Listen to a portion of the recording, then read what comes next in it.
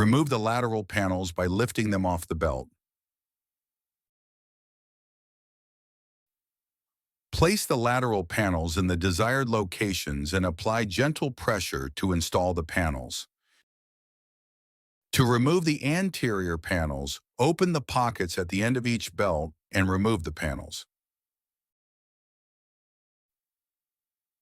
Reverse the process to install the anterior panels.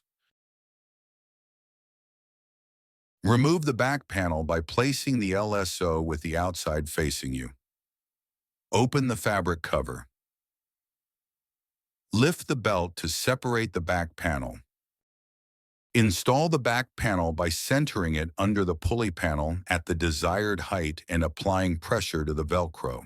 Reattach the fabric panel Velcro and apply gentle pressure.